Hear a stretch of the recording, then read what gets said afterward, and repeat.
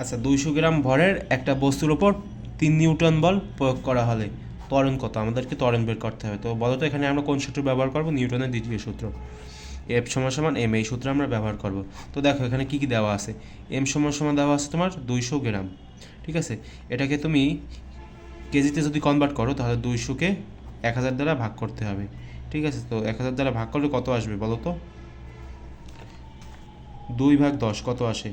2/10 0.2, 0.2 KG, ঠিক আছে।